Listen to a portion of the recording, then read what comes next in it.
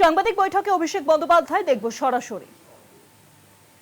সেটা গায়ের জোরে 2 থেকে 3 মাসের মধ্যে কমপ্লিট করা যে একটা জোর জবরদস্তি এবং গাজোয়ারি মানসিকতা, তার প্রতিফলন আমরা লক্ষ্য করেছি বিগত 2 মাস ধরে। এবং সাধারণ মানুষ থেকে বিএলও একের পর এক প্রাণ গেছে এই এসআইআর এর কারণে। এমনকি যে ইলেকশন কমিশন বিএলওদের অ্যাপয়েন্ট করেছে,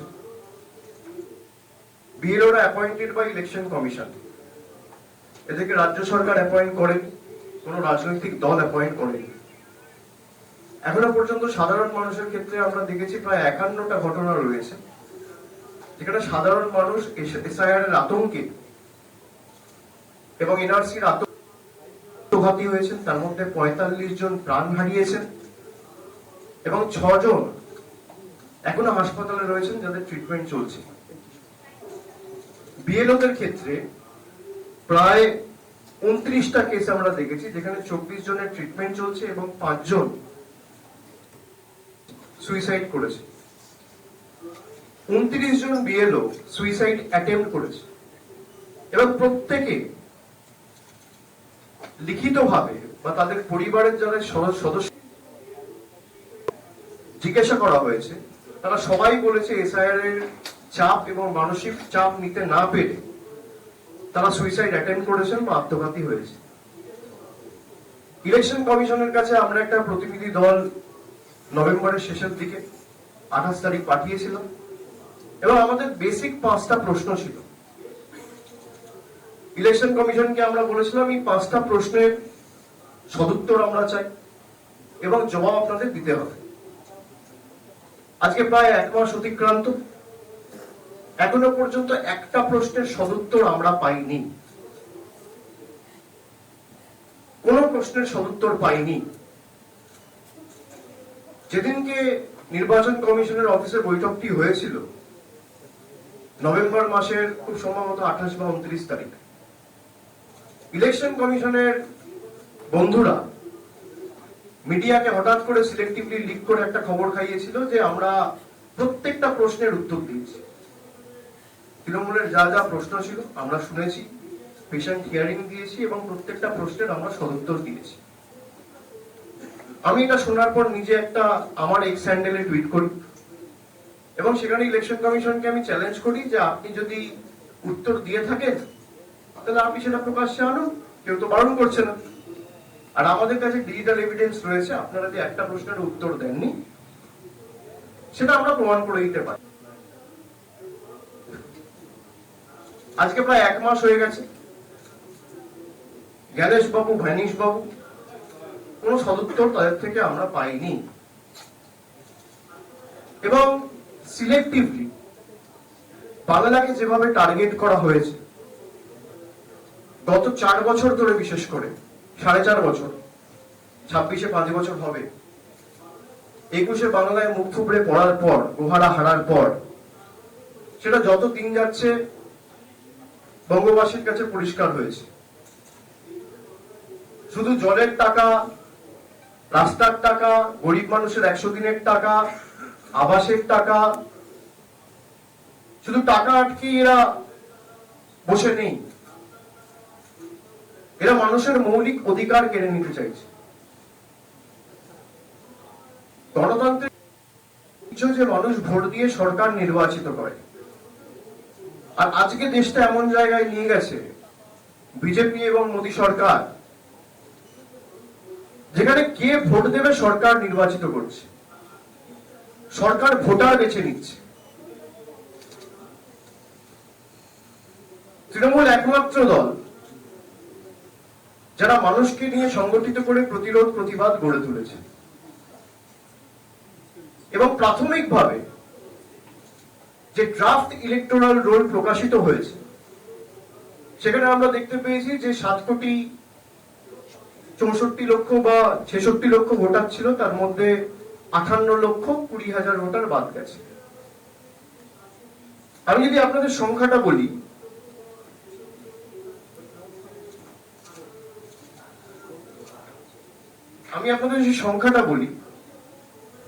তাহলে আপনারা দেখবেন যে সমস্ত রাজ্যে এসআইআর হচ্ছে সেই সমস্ত রাজ্যে বাংলাকে যদি আমি অন্যান্য রাজ্যের সাথে তুলনা করি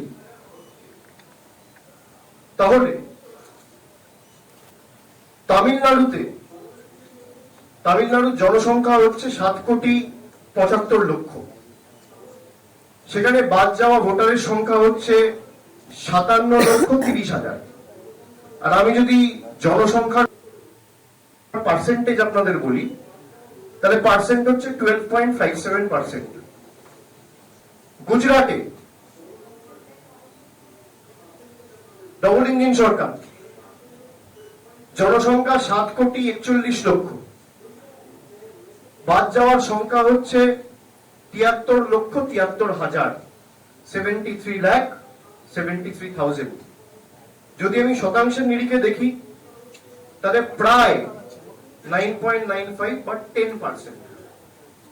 ছত্তিশগড় ডবল ইঞ্জিন সরকার, জনসংখ্যা প্রায় 3,12,00,000, টোটাল বাদ যাওয়া ভোটারের সংখ্যা হচ্ছে 27,34,000। পার্সেন্টেজ হিসেবে যদি আমি দেখি তাহলে 8.76%। কেরালা দীর্ঘদিন সিপিএম ক্ষমতায়, প্রায় জনসংখ্যা 3,62,00,000, বাদ যাওয়া ভোটারের সংখ্যা 24,08,000। পার্সেন্টেজের তুলনায় যদি আমি দেখি পার্সেন্টেজ 6.65%। এবং পশ্চিমবঙ্গ জনসংখ্যা 10,05,00,000, বাদ যাওয়ার সংখ্যা হচ্ছে 58,20,000। শতাংশের নিরিখে যদি আমি জনসংখ্যার তুলনায় বাদ যাওয়ার পার্সেন্টেজ ধরি তাহলে 5.79%। সব থেকে কম ভোটার বাংলায় বাদ গেছে।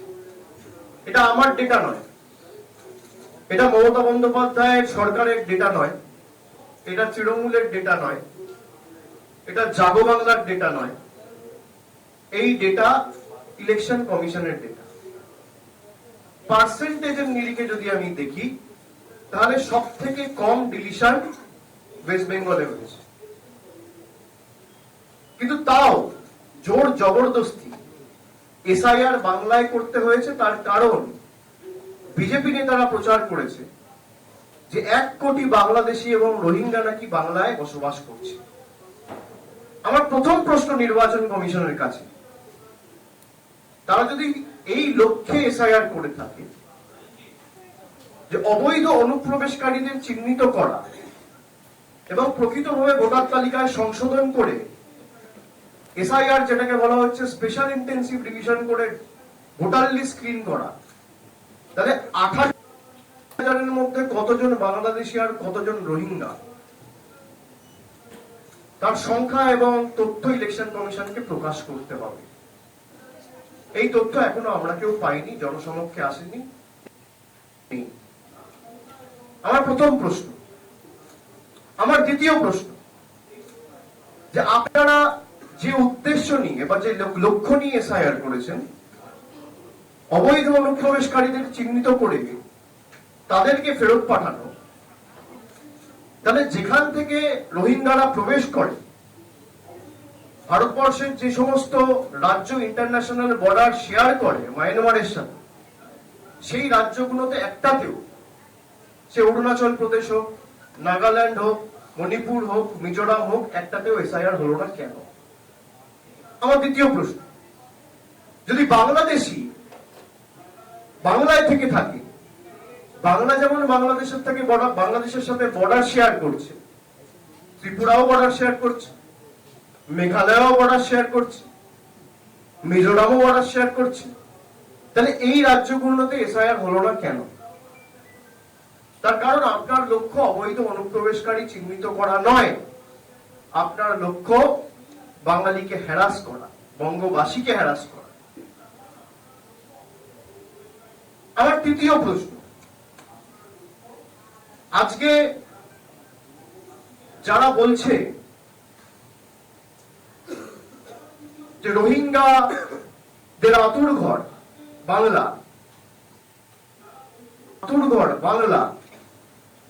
তাহলে ইলেকশন কমিশন তাদেরকে চিঠি পাঠিয়ে শোকজ করলো না কেন? ইলেকশন কমিশনের তথ্য অনুযায়ী সব থেকে কম ডিলিশন হয়েছে বাংলায়। আমার চতুর্থ প্রশ্ন, সব থেকে কম ডিলিশন যদি বাংলায় হয়ে থাকে আর সব থেকে বেশি ডিলিশন যদি উত্তরপ্রদেশ, তামিলনাড়ু আর গুজরাটে হয়ে থাকে, তাহলে মাইক্রো অবজারভারদের গুজরাটে পাঠানো হলো না কেন? উত্তরপ্রদেশে পাঠানো হলো না কেন? বা তামিলনাড়ুতে পাঠানো হলো না কেন? আপনি মাইক্রো অবজারভার লাগান, কারোর কোনো আপত্তি নেই। তৃণমূল লড়তে জানে, তৃণমূল লড়ে নেবে, কিন্তু একই যাত্রায় পৃথক ফল হতে পারে না। আমি বাংলায় থাকি, আমার জন্য আইন আলাদা, আর গুজরাটে যে থাকে তার জন্য আইন আলাদা। প্রতি দুদিন অন্তর অন্তর একটা করে নোটিফিকেশন ইস্যু করে বাংলার জন্য আইন পাল্টে দেওয়া হচ্ছে। একই নোটিফিকেশন আপনি কেন উত্তরপ্রদেশে, একই নোটিফিকেশন আপনি কেন গুজরাটে লাগু করছেন না? ওখানে তো সব থেকে ভোটার বাদ গেছে, বেশি ভোটার বাদ গেছে। তা যদি গুজরাট থেকে প্রায় 73 লক্ষ ভোটার বাদ যায়, আর গুজরাটের জনসংখ্যা বাংলার কম, বাংলার থেকে কম, তাহলে গুজরাটে মাইক্রো অবজারভার যাবে না কেন? উত্তরপ্রদেশে আমি সংবাদ মাধ্যমে যেটুকু পড়েছি বা সংবাদ পত্রিকায় যেটুকু পড়ে লিখেছি, প্রায় 4 কোটি লোকের নাম বাদ দেওয়া হচ্ছে। 15 কোটি, তার মধ্যে 4 কোটি মানে 12-14% কাছাকাছি। তাহলে সেখানে মাইক্রো অবজারভার যাবে না কেন? সেখানে স্পেশাল অবজারভারদের নিয়োগ করে পাঠানো হবে না কেন? সিলেক্টিভলি বাংলার জন্য কেন হবে? আপনি বলছেন বাংলায় দুর্নীতি হয়েছে তাই 100 দিনের টাকা বন্ধ। কত ভুয়ো আর্টিকেল, কত আর্টিকেল বেরিয়েছে যেখানে দেখা যাচ্ছে বিজেপির নেতারা একটা বেনিফিশিয়ারির নামে 10টা বাড়ি নিয়েছে। তা মধ্যপ্রদেশে, মহারাষ্ট্রে, গুজরাটে তো আপনি আবাসের টাকা বন্ধ করেন। কত গরমিল, কত অনিয়ম আমরা 100 দিনের ক্ষেত্রে উত্তরপ্রদেশে দেখেছি। সব থেকে বেশি জব কার্ড ডিলিশন, সব থেকে বেশি লোকসভার কোয়েশ্চেনে রয়েছে। লোকসভায় কোয়েশ্চেন করা হয়েছিল, তার আনসার রয়েছে, সরকারের পক্ষ থেকে জবাব দেওয়া হয়েছে যে সব থেকে বেশি ডিলিশন হয়েছে উত্তরপ্রদেশে। তাহলে 100 দিনের টাকা উত্তরপ্রদেশে বন্ধ হবে না কেন? তার অপরাধ সে বাংলায় থাকে, তার অপরাধ সে গরিব, তার অপরাধ সে কুর্মী, তার অপরাধ সে সংখ্যালঘু, তার অপরাধ সে তপশিলি, সে উদ্বাস্তু। এই প্রশ্নগুলোর জবাব তো ইলেকশন কমিশনকে দিতে হবে। বর্ডারিং স্টেটগুলো যদি এসআইআর হয়, তাহলে সবকটা বর্ডারিং স্টেটে এসআইআর হওয়া উচিত। আমার পরের প্রশ্ন ইলেকশন কমিশনের কাছে, যখন এসআইআর ঘোষণা হলো তখন বলে দেওয়া হলো যে বাংলায় 55%, 45% না 50% ম্যাপিং পাওয়া যাচ্ছে, আর বাকি ম্যাপিং পাওয়া যাচ্ছে। তাদের তথ্য অনুযায়ী দেখা যাচ্ছে প্রায় 89% ম্যাপ ডেটা রয়েছে। তাহলে ইলেকশন কমিশন কেন 10 কোটি বাংলার মানুষের কাছে কান ধরে ক্ষমা চাইবে না? এটা তো আপনার ডেটা, আমার ডেটা নয়। ড্রাফট লিস্ট অনুযায়ী দেখা যাচ্ছে যে প্রায় 89.65% ম্যাপিং হয়েছে, আর আপনারা এই মানুষের মধ্যে আতঙ্কের পরিবেশ তৈরি করেছিলেন যে 45% ম্যাপিং হয়েছে, বাকি পাওয়া যাচ্ছে না। তাহলে কেন ক্ষমা চাইবে না? অন্যান্য স্টেটের ক্ষেত্রে আপনি এক্সটেনশন দিচ্ছেন, আপনি ইউপির ক্ষেত্রে এক্সটেনশন দিয়েছেন, আপনি গুজরাটের ক্ষেত্রে এক্সটেনশন দিয়েছেন, এমনকি আন্দামান, যেখানে জনসংখ্যা, আন্দামান ও নিকোবর, যেখানে জনসংখ্যা প্রায় সব থেকে কম, সেখানে আপনি 7 দিনের এক্সটেনশন দিয়েছেন। উত্তরপ্রদেশে আপনি 15 দিনের এক্সটেনশন দিয়েছেন, দিনের এক্সটেনশন দিয়েছেন। মধ্যপ্রদেশে আপনি 7 দিনের এক্সটেনশন দিয়েছেন। গুজরাটে আপনি 3 দিনের এক্সটেনশন দিয়েছেন। আপনি তামিলনাড়ুতে 3 দিনের এক্সটেনশন দিয়েছেন। তাহলে বাংলা এক্সটেনশন দিলেন না কেন? তার কারণ লজিক্যাল ডিসক্রিপেন্সি বলে একটা লিস্ট হাওয়ায় ভাসিয়ে দেওয়া হয়েছে। কোন অফিসিয়াল প্রেস রিলিজ নেই, একটা হোয়াটসঅ্যাপে শেয়ার করেছে হোয়াটসঅ্যাপ কমিশন, সবকিছু হোয়াটসঅ্যাপে লিক করে, তার স্ক্রিনশটও আমাদের কাছে রয়েছে। লজিক্যাল ডিসক্রিপেন্সিতে আপনি বলছেন 1 কোটি 36 লক্ষ লোক এমন রয়েছে যাদের কোনো না কোনো সমস্যা রয়েছে, বাবার সাথে কোনো বয়সের পার্থক্য রয়েছে, যাদের নামে কোনো বানানে ভুল রয়েছে। কেন 29 জন আত্মহত্যা করলো? ইলেকশন কমিশনের কাছে কি জাদুকাঠি রয়েছে যে 7 কোটি ডেটা যাচাই করে সেম ডে, একই দিনে ইলেকশন কমিশন বলে দিল যে 1,36,00,000 ডিসক্রিপেন্সি রয়েছে? কোন জাদুকাঠির বেসিস? যদি ইলেকশন কমিশন এতটাই কম্পিটেন্ট হয় তাহলে উত্তরপ্রদেশে আপনার মেয়াদ বাড়াতে হচ্ছে কেন? যদি ইলেকশন কমিশন এত কম্পিটেন্ট হয় তাহলে ছত্তিশগড়ে দিতে হচ্ছে কেন? যদি ইলেকশন কমিশন এত কম্পিটেন্ট হয়, যখন বিএলওরা মারা গেছিল বা যখন সাধারণ মানুষ আত্মহত্যা করেছিল তখন তাদেরকে অ্যাসিওরেন্স দেয়নি কেন? কোন জাদুকাঠির বলে ইলেকশন কমিশন 7,06,00,000, 7,00,000, 8,00,000 ডেটা অ্যাসেস করে, ইভ্যালুয়েট করে, অ্যানালাইজ করে, পুঙ্খানুপুঙ্খভাবে দেখে সেম ডে, একই দিনে সংবাদ মাধ্যমে বললো যে এই বাংলার 7 কোটি ভোটারের মধ্যে 1,36,00,000 এমন কেস রয়েছে যার কোনো না কোনো লজিক্যাল ডিসক্রিপেন্সি? কোন জাদুকাঠির বলে? আর এই লিস্ট কোথায়? ইলেকশন কমিশন যদি ভোটার লিস্ট পরিষ্কার করতে চায় তাহলে আপনারা লুকাচ্ছেন কেন? You cannot clean a list by hiding names. আপনি নামগুলো প্রকাশ করুন। এই 1,36,00,000 যে লজিক্যাল ডিসক্রিপেন্সির কেস আপনারা দিয়েছেন, মানে আমি ইলেকশন কমিশনের কথা বলছি, এবং জেলা ওয়াইজ ভাগ করে দিয়েছে, যে জেলা ওয়াইজ যেটা হোয়াটসঅ্যাপে ওরা শেয়ার করেছিল, সেখানে কুচবিহারের ক্ষেত্রে যেমন প্রজেনি বলেছে প্রায় 65,211, যাদের বয়সের সমস্যা রয়েছে এমন কেস রয়েছে প্রায় 45,596, বাবার নামের সাথে মিসম্যাচ রয়েছে এমন কেস রয়েছে প্রায় 2,77,994, বয়সের সাথে সেই ভোটারের কোন এজ ডিফারেন্স রয়েছে সেরকম কেস রয়েছে প্রায় 27,146, গ্র্যান্ড প্যারেন্টস অর্থাৎ দাদু ঠাকুরদা বা ঠাকুরমার সাথে যাদের এজ ডিফারেন্স রয়েছে এমন কেস রয়েছে 7,137। এটা কুচবিহারের বললাম, এরকম প্রত্যেকটা জেলার আলাদা রিলিজ করেছে। এবার কুচবিহারের কোন ব্লকে, কোন পঞ্চায়েতে বা কোন পুরসভায় কার বাবার নামের সাথে কোথায় মিসম্যাচ হয়েছে এটা তো প্রকাশ করতে হবে। তাহলে তো সংবাদ মাধ্যমের প্রতিনিধিরা কেউ স্টোরি করতে পারে যে আদৌ সেটা রয়েছে কিনা, সেই লিস্টটা কে দেবে? ইলেকশন কমিশন লুকাচ্ছে কেন? কার ভয়ে, কার আদেশে, কার অঙ্গুলি হেলনে? আর আমি 31 তারিখ দিল্লিতে নিজে যাব, আমি নিজে চিফ ইলেকশন কমিশনের সাথে দেখা করে সদুত্তর চাইব। আপনার যদি উদ্দেশ্য সঠিক থাকে আর লোকাবার কিছু না থাকে, আপনি লিস্ট রিলিজ করবেন। আমি ভুল বলছি? লিস্ট রিলিজ করা উচিত।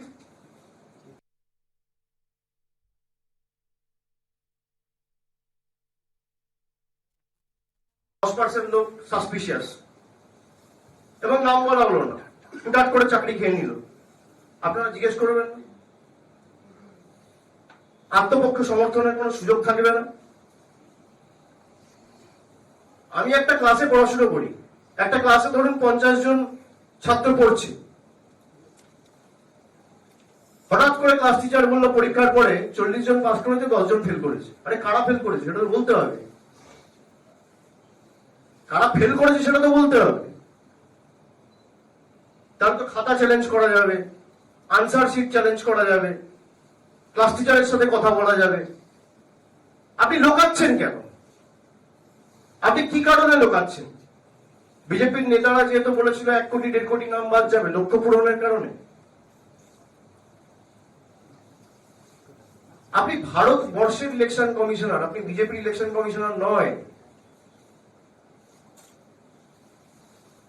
যদি 1,36,00,000 লজিক্যাল ডিসক্রিপেন্সি হয়, লিস্ট রিলিজ করুন। বাংলায় যদি 1 কোটি রোহিঙ্গা বাংলাদেশি থাকে, ইলেকশন কমিশন লিস্ট রিলিজ করুন। হয় লিস্ট রিলিজ করুন, এটা বাংলার মানুষের কাছে ক্ষমা চান। দুটোর মধ্যে একটা করুন। আপনি বাংলার মানুষের কাছে ক্ষমা চান, আমরা লিস্ট রিলিজ করতে বলবো না, কান ধরে ক্ষমা চান যে ভুল হয়েছে। আপনারাই তো বলেছেন বাংলাদেশি আছে। এই লিস্ট রিলিজ করার দায়িত্ব কার? 1,36,00,000 লজিক্যাল ডিসক্রিপেন্সি মামার বাড়ির আবদার হতে পারে, 10টা কেস হতে পারে, তর্কের কাছে ধরলাম 10,000 হতে পারে। আপনি স্টেট বলে দিচ্ছেন 1,36,00,000 লজিক্যাল ডিসক্রিপেন্সি।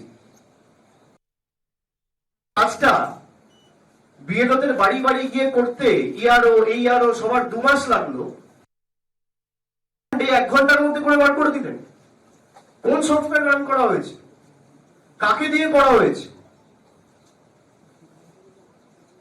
আমার কাছে স্ক্রিনশট রয়েছে। সীমা খান্না বলে একজন ভদ্রমহিলা রয়েছে, তার ভূমিকা কি? কার অঙ্গুলি হেলানো তিনি কাজ করছেন দিল্লিতে?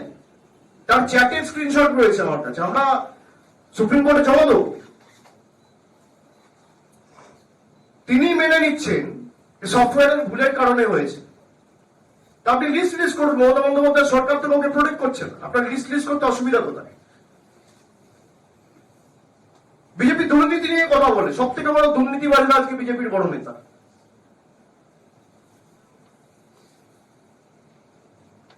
যারা সাম্প্রদায়িকতাকে, সাম্প্রদায়িক সম্প্রীতি নষ্ট করে দাঙ্গা করে ক্ষমতায় এসছে, তারা সাম্প্রদায়িক সম্প্রীতি নিয়ে কথা বলবে। নামটা সীমা খান্না, আবার বলছি, DGIT attach to election commissioner of India. আর তার যদি ক্ষমতা থাকে আমার বিরুদ্ধে মিথ্যা মামলা করুক, আমার কাছে চ্যাটের স্ক্রিনশট রয়েছে। সীমা খান্না কে? কোন সফটওয়্যার রান করে আপনি 1,36,00,000 বাঙালিকে সাসপিশিয়াস লিস্টে ঢোকালেন? কি করে আপনি করতে পারেন? আর আপনি করুন, আপনি 2 কোটি করুন, 3 কোটি করুন, আপনাকে লিস্ট রিলিজ করতে হবে। প্রত্যেকটা পার্টির প্রতিনিধি গিয়ে যাচাই করবে। তৃণমূলের প্রতিনিধি যাবে, বিজেপির প্রতিনিধি যাবে, কংগ্রেসের যাবে, সিপিএম এর যাবে, সাংবাদিক বন্ধুরা যাবে। লিস্ট কেন রিলিজ করা হচ্ছে না? আমাকে বলা হলো তুমি ভুল করেছো, আর আমি কি ভুল করেছি আমাকে বলতে হবে তো।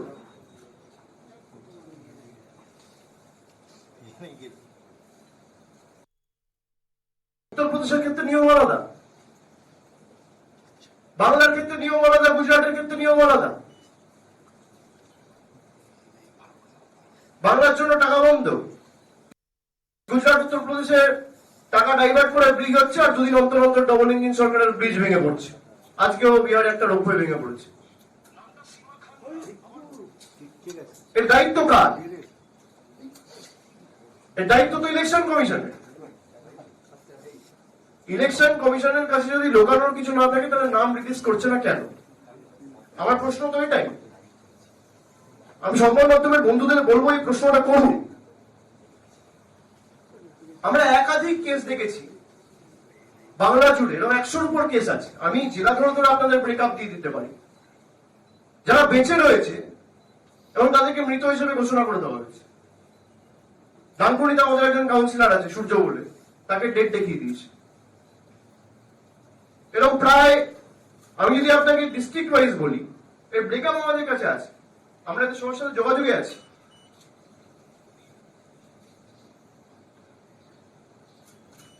দক্ষিণ 24 পরগনায় 24 জন আছে, কুচবিহারে 16 জন আছে, পূর্ব বর্ধমান থেকে এখনো 9 জনের উপর আমরা খোঁজ পেয়েছি যারা জীবিত রয়েছে, মৃত দেখিয়ে দেওয়া হয়েছে। হুগলি থেকে 7 জন রয়েছে, হাওড়া থেকে 7 জন রয়েছে, নদিয়া থেকে 5 জন রয়েছে, পূর্ব মেদিনীপুর থেকে 5 জন রয়েছে, দক্ষিণ কলকাতা থেকে 5 জন রয়েছে, বর্ধমান থেকে 4 জন রয়েছে, বীরভূম থেকে 3 জন রয়েছে, আলিপুরদুয়ার থেকে 2 জন রয়েছে, দার্জিলিং থেকে 2 জন রয়েছে, মুর্শিদাবাদ থেকে 2 জন রয়েছে। এরকম একাধিক সংখ্যা রয়েছে যারা বেঁচে আছে, হার্টি অ্যান্ড হেলদি, তাদেরকে দেখিয়ে দিয়েছে ডেড। এই দায় কার? কেন ইলেকশন কমিশনের বিরুদ্ধে এফআইআর হবে না? আপনি এসআইআর করে বাংলা দখল করতে চেয়েছেন, মানুষ এফআইআর করে আপনার বিরুদ্ধে গণতান্ত্রিক ভাবে জবাব দেবে বলে। কিসের বেসিসে? আপনার কাছে যদি জাদুকাঠি থাকে যে আপনি 7 কোটি ডেটা 1 ঘন্টার মধ্যে দেখে আপনি রিলিজ করে দিচ্ছেন যে লজিক্যাল ডিসক্রিপেন্সি রয়েছে, কি জাদুকাঠি রয়েছে আপনার কাছে? আমরা তো জানতে চাই কিসের বেসিসে।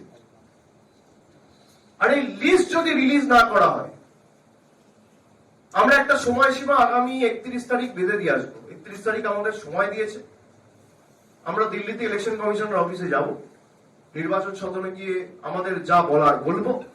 আর যদি লিস্ট না রিলিজ করা হয়, ইলেকশন কমিশনের অফিস ঘেরাও হবে। আপনার দায়বদ্ধতা মানুষের প্রতি, বিজেপির প্রতি নয়। I repeat, Gyanesh Kumar is the Election Commission of India, not Government of India.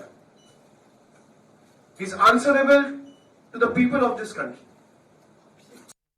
বিজেপির অঙ্গুলি হেরার আমি যা ইচ্ছা তাই করবো, আর প্রশ্ন করার কেউ নেই। আপনাদের যত গায়ে চড়া আপনারা প্রয়োগ করুন, মানুষের হয়ে প্রশ্ন তো আমরা করবই। লজিক্যাল ডিসক্রিপেন্সি ডেটা ইলেকশন কমিশনকে রিলিজ করতে হবে। হয় আপনি রিলিজ করুন, নইলে বাংলার মানুষের কাছে অন্তরে ক্ষমা চান, দুটোর মধ্যে একটা করুন। যে আমাদের ভুল হয়েছে। হঠাৎ করে তারপর ফাইনাল ভোটার লিস্ট রিলিজ করা হবে, তখন দেখবেন এর নাম নেই বিহারের মতো। বিহারের সাসপিশিয়াস লিস্ট ছিল 28 লাখ, তার মধ্যে ফাইনালি 3.5 লাখ ডিলিটেড, আর 24 লক্ষ লোক অ্যাকাউন্টেড রয়েছে ফাইনাল ইলেকটরাল রোলে, 24 লাখ লোক। আর বাংলার ক্ষেত্রে সেটা করে দিয়েছে 1,36 লক্ষ। তার ক্যাটেগরি করে দিয়েছে, বাবার নামের মিসম্যাচ, বয়সের পার্থক্য, পদবিতে বানান ভুল হতেই পারে। আপনি লিস্ট রিলিজ করুন, কোন পাড়ায় কার পদবীর বানান ভুল, তাকে তো তার সার্টিফিকেট নিয়ে যেতে হবে, ক্লেম এন্ড অবজেকশনে তো সে সুযোগ পাবে। আমি জানতেই পারলাম না, আমার কাছে নোটিশই এলো না, হঠাৎ করে আপনার নাম্বার। আপনাকে যদি কোনো সুযোগ না দিয়ে চাকরি থেকে বার করে দেওয়া হয়, you are hereby suspended from the service, we are hereby terminating our agreement of granting employment, আপনি কি করবেন? আপনাকে কোনো সমর্থনের সুযোগ দেওয়া হলো না, স্টেট বাদ দিয়ে দেওয়া হচ্ছে। কি বাদ, কেন বাদ, কবে বাদ, কিছুই জানি না।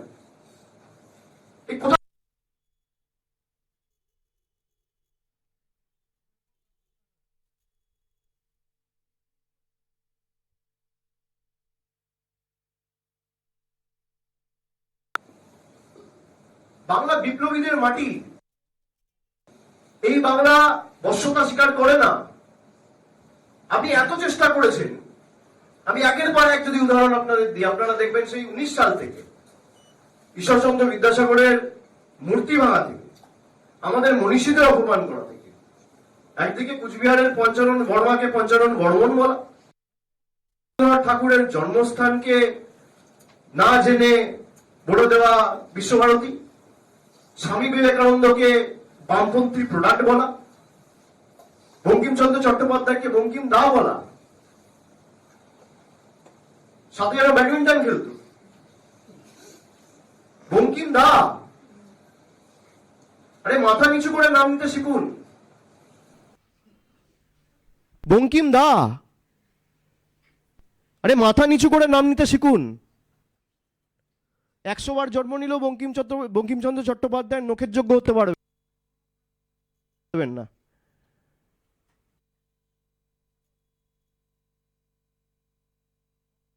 বলছে অপমান করছে, স্বামী বিবেকানন্দকে বলছে বামপন্থী প্রোডাক্ট। এই একের পর এক শয়ে উদাহরণ রয়েছে। বাংলাকে বলছে বাংলা বলে কোনো ভাষাই নেই, বাংলাদেশি ল্যাঙ্গুয়েজ। বহাল তো বিয়েতে পদে রয়েছে, আসেন এখনো, তাদের বিরুদ্ধে কোনো ব্যবস্থা নেওয়া হয়নি। বাংলা হচ্ছে বাংলাদেশি। এরকম হাজার হাজার ঘটনা গত 6 মাসে ঘটেছে। আজকেও দক্ষিণ দিনাজপুরে গঙ্গারামপুর এবং বালুরঘাটের দুজন ব্যক্তি তাদেরকে বাংলাদেশি বলে জেলে ঢুকিয়ে দিয়েছিল মহারাষ্ট্রে। আমরা তাদের ফেরত নিয়ে এসেছি। বিধানসভা কেন্দ্র হচ্ছে একজনের বালুরঘাট আর আরেকজনের মধ্যে গঙ্গারামপুর, খুব সম্ভবত দুটোই দক্ষিণ দিনাজপুরের কেস। এলাকার সাংসদের নাম হচ্ছে সুকান্ত মজুমদার, দিল্লির কৃতদাসত্ব করছে। এরা এতটাই নির্লজ্জ, যারা ভোট দিয়ে এদেরকে সাংসদ করেছে। আপনি যদি আমাকে 10 বছরে একবার দেখাতে পারেন 11 বছর বিজেপি ক্ষমতায় একবার 100 দিনের কাজের জন্য একটা কোয়েশ্চেন আওয়ারে কোয়েশ্চেন করেছে বা 0 আওয়ারে একটা মেনশন করেছে বা কোনো ইন্টারভেনশন লোকসভায়। এই যে 12 জন সাংসদ আছে বা 18 জন সাংসদ ছিল 19 থেকে 24 অব্দি, একটা প্রশ্ন আমি কান ধরে ক্ষমা চাইবো আপনাদের কাছে। বিজেপি মানেই বুঝে নিতে হবে জমিদার আর দিল্লির কৃতদাস। বাংলার মানুষের ভালো চায় না। বাংলার মানুষের ভালো চাইলে আপনি বলুন লজিক্যাল ডিসক্রিপেন্সি রিলিজ করতে। এদের নেতা মন্ত্রীরাই বলছে মতুয়াদের নাম বাদ গেলে যাক, আমার কথা নয়। বিজেপির সাংসদ বলছে, কেন্দ্রীয় মন্ত্রী বলছে, বিজেপির বিধায়ক বলছে। আর তাদের থেকেই ভোট নিয়ে দিনের পর দিন এরা সাংসদ হয়েছে, মন্ত্রী হয়েছে, দেশে কেন্দ্রীয় সরকার তৈরি হয়েছে, মন্ত্রিসভা তৈরি হয়েছে, প্রধানমন্ত্রী নির্বাচিত হয়েছে। এই মতুয়া ভাইদের বড়দের বুড়ো আঙুল দেখাচ্ছে। এই হচ্ছে বিজেপির প্রকৃত স্বরূপ।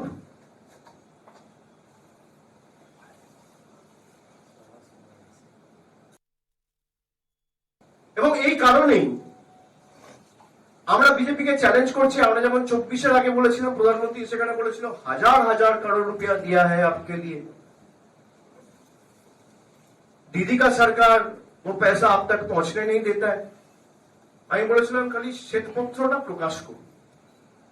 আপনি বলছেন আবাসের জন্য 50,000 কোটি টাকা দিয়েছি, খুব ভালো কথা, প্রমাণটা দিতে হবে। ব্যাংকের মাধ্যমে, ব্যাংকিং ট্রানজাকশনের মাধ্যমে আসে। আপনি শ্বেতপত্র প্রকাশ করুন, কেউ তো বারণ করছে না। টাকাটা দিয়েছেন, তার ব্যাংকিং ট্রানজাকশন বা একটা ব্যাংকের স্টেটমেন্ট বা কোনো একটা ট্রানজাকশন ডিটেলস আপনাকে তো প্রকাশ করতে হবে।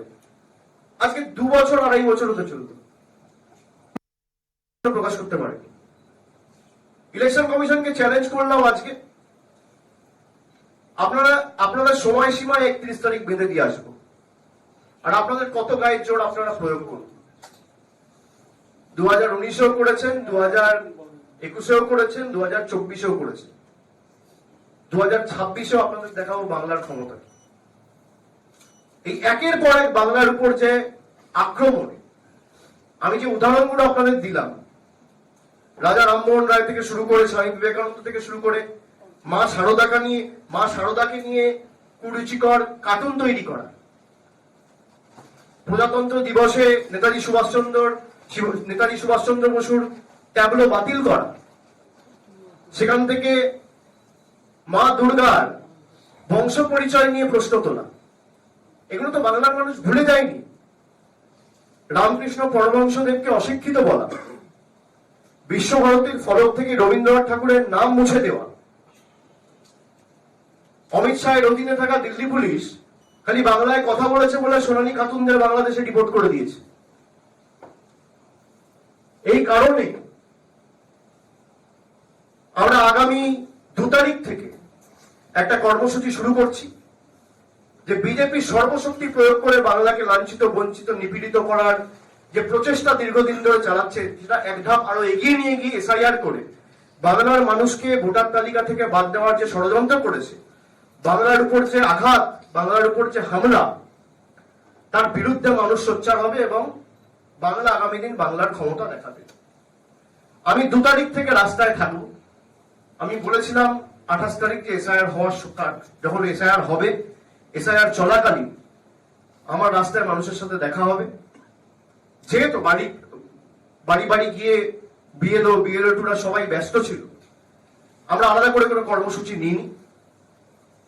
কিন্তু আপনি যদি আপনার পলিটিক্যাল এজেন্ডা কে সার্ভ করার জন্য ইলেকশন কমিশনের মতো ইনস্টিটিউশনকে বিক্রি করে দেন বিজেপির পায়ে, তাহলে বাংলার মানুষ বা তৃণমূল কংগ্রেস কিন্তু ছেড়ে কথা বলবে না।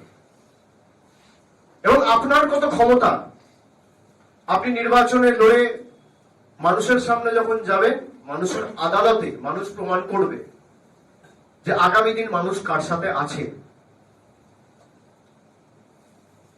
আমরা 2 তারিখ থেকে আগামী 2রা জানুয়ারি 2nd জানুয়ারি থেকে যে কর্মসূচি আমি শুরু করছি, একটা আমাদের অলরেডি মুখ্যমন্ত্রী সাংবাদিক বৈঠক করে তিনি আমাদের রিপোর্ট কার্ড অলরেডি তুলে ধরেছেন মানুষের কাছে। আমরা জবাবদিহি, আমাদের একটা জবাবদিহিতা রয়েছে, যেহেতু 15 বছর আমরা ক্ষমতায়, আমরা যখন 2021-এও নির্বাচনে গেছিলাম, আমরা বঙ্গবন্ধু যাত্রা করে 10 বছরের রিপোর্ট কার্ড মানুষের কাছে তুলে ধরেছিলাম। পুঙ্খানুপুঙ্খ হিসেব, কোন ক্ষেত্রে আমরা কি কাজ করেছি, যে সমস্ত যুগান্তকারী প্রকল্প বা কর্মসূচি রাজ্য সরকার নিয়েছে বা বাস্তবায়িত করেছে বিভিন্ন ক্ষেত্রে, তার একটা বিস্তারিত তালিকা বা খতিয়ান আমরা মানুষের কাছে তুলে ধরেছিলাম 2021-এর আগে। আমাদের দায়িত্ব কর্তব্য যে দ্বিতীয়বার যেহেতু মুখ্যমন্ত্রী মমতা বন্দ্যোপাধ্যায়কে মানুষ বসিয়েছে, আমাদের নির্বাচনে যাওয়ার আগে এই 15 বছরে আমরা কি কাজ করেছি, সেটা স্বাস্থ্য ক্ষেত্রে হোক, জাতিগত শংসাপত্রের ক্ষেত্রে হোক, সেটা পর্যটনের ক্ষেত্রে হোক, শিক্ষা ক্ষেত্রে হোক, শিল্প ক্ষেত্রে হোক, ক্রীড়া ক্ষেত্রে হোক, আমরা বিস্তারিত একটা রিপোর্ট কার্ড মানুষের কাছে, মানুষের দোরগোড়ায় নিয়ে যাও, মানুষের দুয়ারে আমরা পৌঁছে দেব। আমরা যদি মাথা নত করতেই হয়, আমরা 10 কোটি বাঙালির কাছে মাথা নত করবো, 10 কোটি বঙ্গবাসীর কাছে করব, এই মাটির কাছে, আমাদের গুরুজনদের কাছে করব, বিপ্লবীদের কাছে করব, যারা এই মাটির জন্য প্রাণ দিয়েছে তাদের কাছে করব। দিল্লির জল্লাদদের কাছে বাংলার মানুষ কোনোদিন আত্মসমর্পণ করবে না, মেরুদণ্ড বিক্রি করবে না।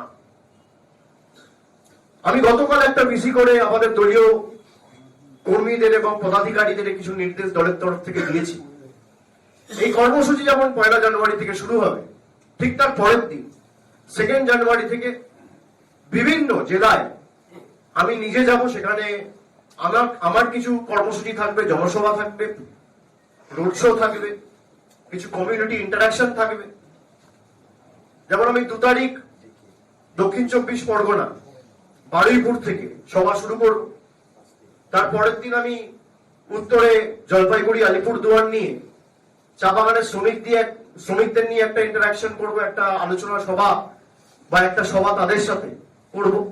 এবং সেই কারণে আমরা যে ক্যাম্পেইনটা আজকে, যার শুভ সূচনার কারণে আপনাদের সবাইকে ডেকেছি, যে এদের যত ক্ষমতা আছে প্রয়োগ করো, এদের যত টাকা, এজেন্সি, ক্ষমতা, election commission, high court, supreme court, paramilitary force, SIR, income tax, ED, CBI, media, টাকা যত কিছু আছে, আপনার সর্বশক্তি লাগিয়ে আপনি প্রয়োগ করুন।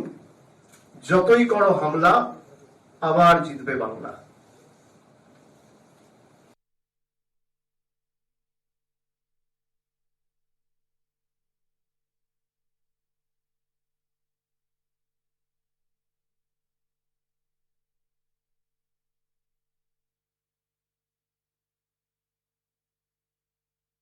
ভাষার উপর, খাবারের উপর,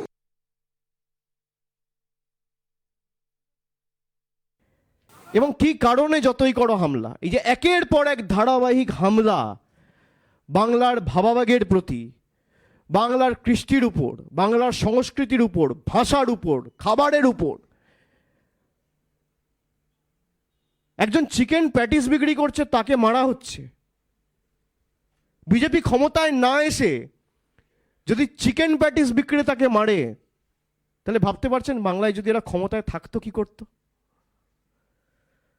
70 জন এমএলএ নিয়ে যদি একটা রাজনৈতিক দল একটা গরিব ছেলে চিকেন প্যাটিস বিক্রি করছে বলে তাকে মারছে, কোথায় মারছে? গীতা পাঠের অনুষ্ঠানে মারছে।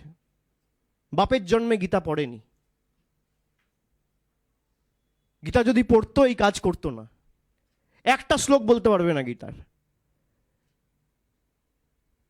গীতার 5ম অধ্যায় 18 নম্বর শ্লোকে শ্রীকৃষ্ণ স্বয়ং বলছেন, বিদ্যা বিনয় সম্পন্নে ব্রাহ্মণী গবি হস্তিনী সুনিচৈব স্বপাকে চা পণ্ডিতা সমদর্শিনাহা। তার মানে একটা মানুষ তো ছেড়ে দিন, একটা কুকুর বিড়ালের মধ্যে আমি বিরাজমান, সবার মধ্যে আমি বিরাজমান, সবার মধ্যে। অর্জুনকে বলছে, শ্রীকৃষ্ণর মুখের বাণী। সেই গীতাপাঠ অনুষ্ঠানে বিজেপির নেতারা কর্মীরা একটা গরিব মানুষকে সে বিক্রি করছে চিকেন প্যাটিস বলে তাকে মারা হচ্ছে। শুধু তাই না, দোষীদের পুলিশ অ্যারেস্ট করেছে, তাদের মালা পরিয়ে বরণ করানো হচ্ছে। এই হচ্ছে বিজেপির হিন্দুত্ব। গীতা পড়েছেন? একটা শ্লোক বলতে পারবে? মাঠে এরমভাবে গেরুয়া তিলক লাগিয়ে গীতা আপনি বাড়িতে পড়ুন, গীতার কথাগুলো ফলো করুন। আরে আপনি শ্রীকৃষ্ণর কথাই মানছেন না। গীতা একমাত্র পবিত্র গ্রন্থ যেখানে ভগবানের বাণী স্বয়ং রয়েছে। বাকি যেগুলো রয়েছে, ভগবত পুরাণের যে 18টা স্কন্ধ রয়েছে, সেখানে কোথাও ভগবানের বাণী নেই। শ্রীকৃষ্ণ স্বয়ং যে কথাগুলো বলেছিল, এই যে 700টা শ্লোক, এই শ্লোকগুলো শ্রীকৃষ্ণর মুখ থেকে বেরিয়েছে। আপনি শ্রীকৃষ্ণকেই মানেন না। যবে থেকে রাম মন্দির হয়ে গেছে জয় শ্রীরাম বর্জন। এই তো বিজেপির হিন্দুত্ব। জয় শ্রীরাম আর করে না।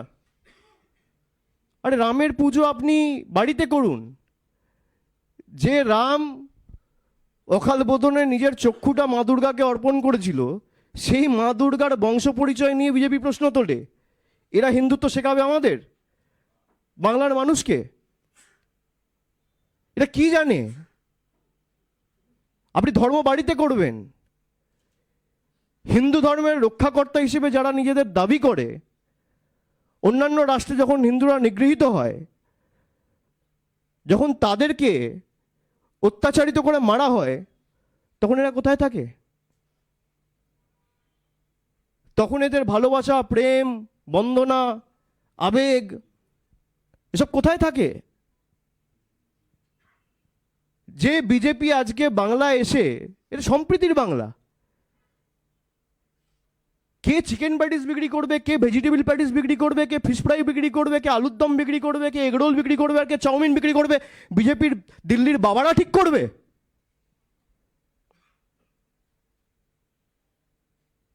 তুমি জগৎ নাচাবে? ক্ষমতায় না আসতেই যদি বিজেপির এই রূপ হয়, যদি এরা ক্ষমতায় থাকতো কি করতো? প্রধানমন্ত্রী স্বয়ং মাছ খাওয়া নিয়ে ব্যঙ্গ বিদ্রুপ করেছে 2024-এর নির্বাচনের প্রাক্কালে। ছোট বড় মাঝারি সেজো সব নেতা এক।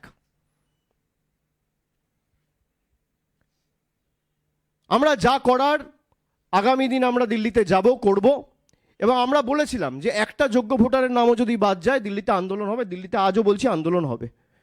বিজেপির কত ক্ষমতা বিজেপি রুখে দেখাক। ইলেকশন কমিশনের কত ক্ষমতা। কি করবেন আপনি? জেলে ঢোকাবেন, মারবেন, গলা কাটবেন, কাটুন। মরে গেলেও আপনাদের কাছে বস্তুতা স্বীকার করব না, মরে গেলেও আপনাদের কাছে মাথা নত করব না। আপনার যত ক্ষমতা আছে প্রয়োগ করুন। আপনি মানুষের কাছে যান আপনার রিপোর্ট কার্ড নিয়ে। আপনি 11 বছর সরকারের ক্ষমতায় বাংলা থেকে 6 লক্ষ কোটি টাকা, 6.5 লক্ষ কোটি টাকা তুলে নিয়ে গেছেন। পুঙ্খানুপুঙ্খ হিসেব দিন বাংলাকে। কেন আজকে 100 দিনের টাকা সুপ্রিম কোর্টে এসএলপি ডিসমিস হওয়ার পরেও বন্ধ? কেন আজকে হাইকোর্ট বলে দেওয়ার পরে 100 দিনের কাজ শুরু হয়নি? কেন আজকে আবাসের টাকা বন্ধ? আজকে প্রায় 52,000 কোটি টাকা মানরেগাতে বন্ধ করে রেখে দিয়েছে। মহাত্মা গান্ধীর নাম সরিয়ে দিচ্ছে মানরেগা থেকে। জি রামজি, জাতির জনক যে, তাকেই সরিয়ে দিচ্ছে।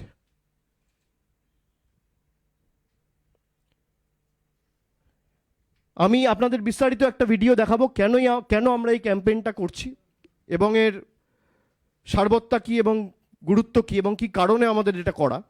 তারপর যখন আমি মাঠে ময়দানে থাকবো, আপনাদের সকলের সাথে আবার দেখা হবে, তখন আমি বিস্তারিত বলবো। আর ভিডিওটা চলার পর আপনাদের যদি কারোর কোনো রকম কোনো প্রশ্ন থাকে, আমি এক এক করে নেবো এবং উত্তর দেবো।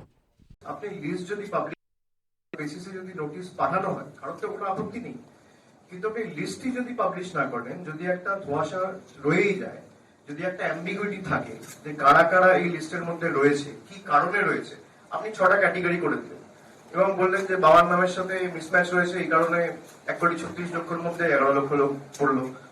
যাদের বাবার সাথে ছেলেদের এমন 15-20 বছরের ডিফারেন্স রয়েছে, এরকম 20 লাখ লোক পড়লো। মানে কারা পড়লো সেটা তো বলতে হবে। 6টা ক্যাটেগরি করে যদি আমি ঢুকিয়ে দিই, কোথাও 10 লাখ, কোথাও 12 লাখ, কোথাও 15 লাখ, তাহলে তো হবে না। সাংবাদিক হিসেবে আমি মনে করি এই প্রশ্নগুলো আপনাদেরও করা উচিত ইলেকশন কমিশনের কাছে, যে ট্রান্সপারেন্সি যদি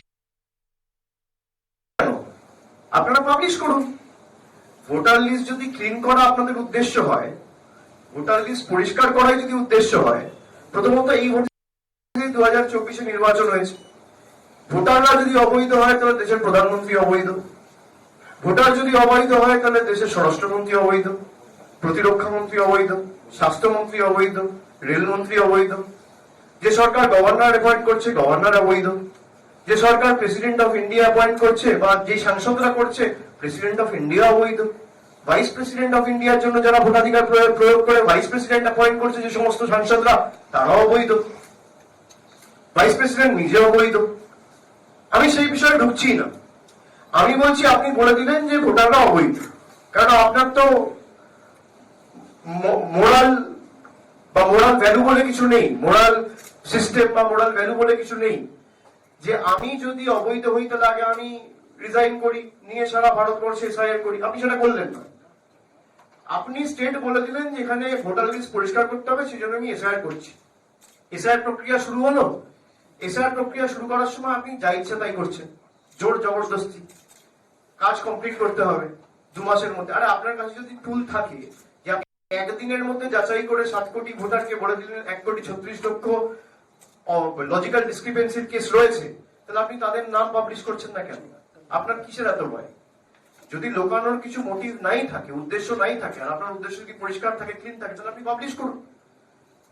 বিজেপি এটাই চেষ্টা করবে যে যেহেতু বিজেপির নেতারা 1 কোটি 1.5 কোটি বলেছে, ইলেকশন কমিশনকে নতজানু করে যেন তেন প্রকারে জোর জবরদস্তি কায়দা করে বাংলা থেকে, বাংলার মানুষ যেহেতু এদেরকে 2021-24 ভোট দেয়নি, সেই কারণেই প্রধানমন্ত্রী গত সপ্তাহে সভা করতে এসে ভার্চুয়াল অ্যাড্রেসে বলেছে বাঁচতে চাই, তাই বিজেপি তাই। এই 4টে শব্দের মধ্যে কিন্তু গভীর একটা মেসেজ লুকিয়ে আছে।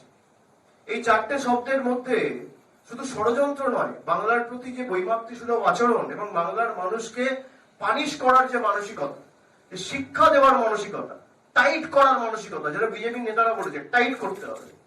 ওরাই তো বলেছে যে একটা ফোনে টাকা চলে আসবে, একটা ফোনে টাকা বন্ধ করে দেবো। তো নেতারাই বাংলার মানুষকে যে টাইট করার মানসিকতা, এটাই এই 4টি শব্দ থেকে পরিষ্কার যে বাঁচতে চাই বিজেপি তাই, মানে স্যারেন্ডার করে বাংলার মানুষকে বলছে বিজেপির পায়ে ধরে যে আমাকে বাঁচতে দাও, তোমাকে ভোট দেবো। বাংলার মানুষ কোনোদিন পায়ে পড়েনি, বাংলার ভূমি নয়, এটা বিপ্লবীদের ভূমি। বাংলার মানুষ লড়তে জানে, সবকিছু বিক্রি করে দেবে, কিন্তু আত্মসম্মান বিক্রি করবে না। এদের পাল্টা বাংলার মানুষ জবাব দিয়ে প্রমাণ করবে যে বাঁচতে চাই তাই বিজেপি বাই, আর বাংলা মানবে না হার, তৃণমূল আবার।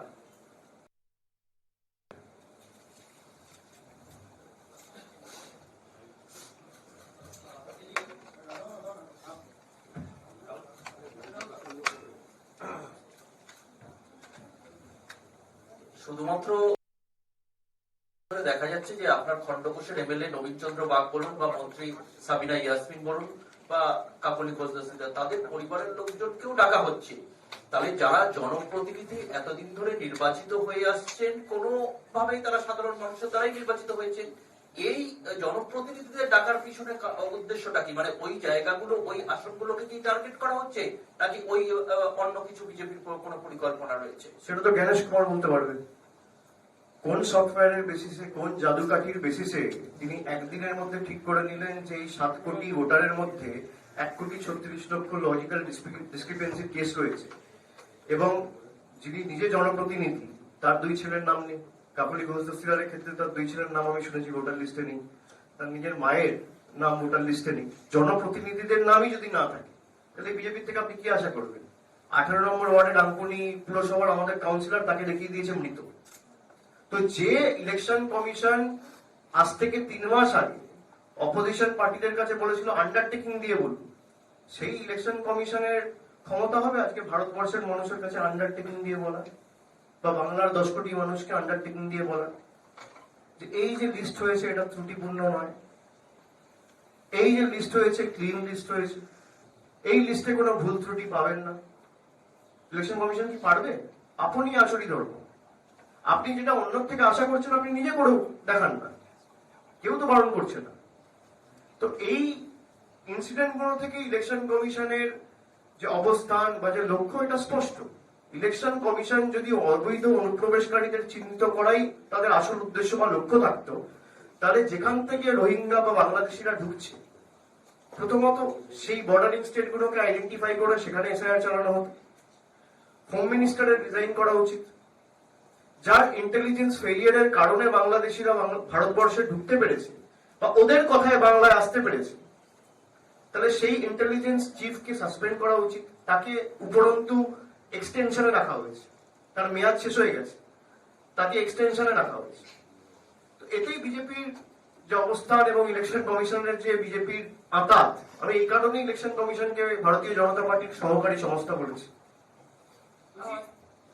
আজকে সকাল থেকে যেটি হিয়ারিং প্রসেস শুরু হয়েছে, বিভিন্ন জায়গায় রাজ্যে দেখা গেছে কোথাও 85 ইয়ার্স, কোথাও 88 ইয়ার্স যারা বয়স্ক মানুষজন তাদেরকে ডাকা হচ্ছে এবং তারা আসছেন কেউ 8 কিলোমিটার 10 কিলোমিটার দূর থেকে। কমিশন বলেছিল যাদের 80 আপ যাদের বয়স হয়ে যাবে তাদের জন্য বাড়িতে গিয়ে ব্যবস্থা হবে। এই যে মানে কমিশন এই বয়স্ক মানুষদেরকে যেভাবে ডেকে নিয়ে এসে করাচ্ছেন, হেনস্থার শিকার তারা, মানে এটার করার কারণ কি কোথাও গিয়ে চাপ তৈরি করানো হচ্ছে মানুষের কাছে, মানে এই ধরনেরকে নিয়ে এসে? দেখুন, বিজেপির পলিটিক্সই হচ্ছে লাইনে দাঁড় করিয়ে দেওয়া। কালো টাকার নাম ধ্বংস করার নাম করে একবার ভোটার লিস্ট ফিল করার নাম করে আপনাকে লাইনে দাঁড় করিয়ে দেবে। মানুষের উপর অত্যাচার করা, মানুষকে বিরক্ত করা, মানুষের জন্য প্রতিকূলতা সমস্যা তৈরি করা, এই বিজেপির লক্ষ্য উদ্দেশ্য।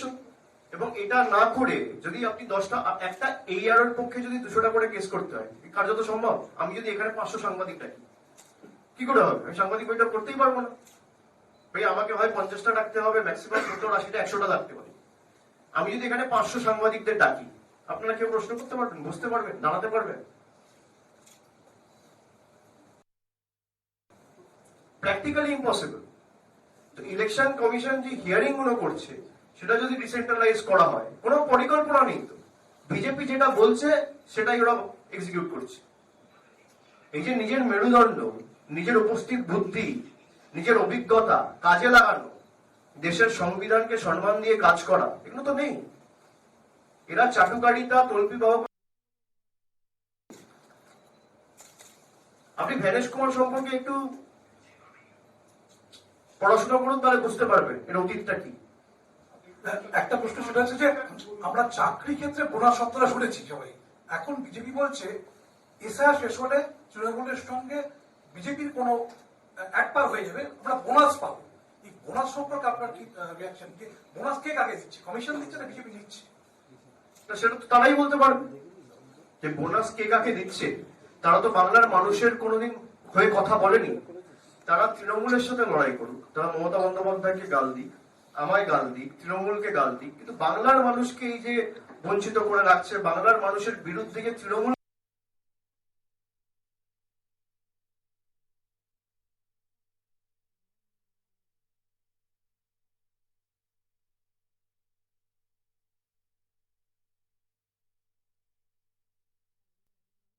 মানুষের বিরুদ্ধে গিয়ে তৃণমূলকে শিক্ষা দিতে গিয়ে যুদ্ধ ঘোষণা করেছে, এই যে বিজেপির মানসিকতা, আমরা এই কারণেই বিজেপিকে বাংলা বিরোধী বলেছি।